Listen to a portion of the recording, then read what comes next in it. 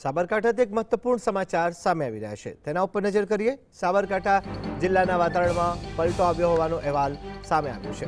સાબરકાંઠા જિલ્લામાં ચૈત્રી માસના પ્રારંભે જ વાતાવરણમાં અચાનક પલટો આવ્યો।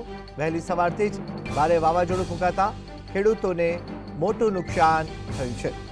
ખેતરમાં સુકાવા મૂકેલી તમાકુ પવનમાં ઉડી ગઈ, જ્યારે ઘઉંના પાકને પણ ભારે નુકસાન થયું હોવાની ભીતિ વ્યક્ત કરવામાં આવી છે।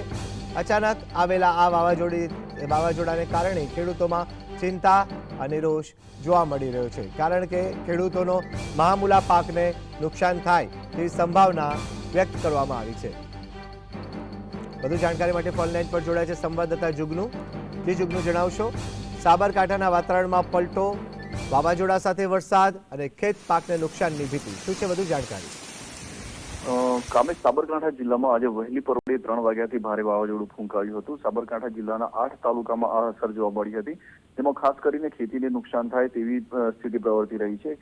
હાલમાં તમાકુની સિઝન ચાલી રહી છે। ખેડૂતોએ તમાકુ કાઢી અને ખેતરોમાં સુકવવા મૂકી હતી, ત્યારે ભારે વાવાઝોડાને કારણે આ તમાકુ ઉડી ગઈ છે। ઉપરાંત ઘઉંની સિઝન ચાલી રહી છે, ઘઉં કાપીને તે લોકોએ થ્રેશરમાં કાઢવા માટે પણ ખેતરોમાં મૂકી રાખ્યા છે, તેમાં પણ મોટું નુકસાન જોવા મળી રહ્યું છે। આ વાવાઝોડાને કારણે હાલમાં ભારે ખેડૂતોમાં રોષ જોવા મળી રહ્યું છે અને ચિંતામાં ખેડૂતો મુકાયા છે। બીજી વાત કરીએ તો હવામાન વિભાગે સાબરકાંઠા જિલ્લામાં વરસાદની આગાહી કરી છે, આવતીકાલે વરસાદની આગાહી કરી છે, ત્યારે ખેડૂતોના જીવ હાલમાં તાળવે ચોંટ્યા છે। જુગનુ, આપ જોડાયા, આપનો આભાર। તો સાબરકાંઠામાં વરસાદી માહોલ જોવા મળ્યો અને ખેત પાકને નુકસાનની ભીતિ વ્યક્ત કરાઈ છે।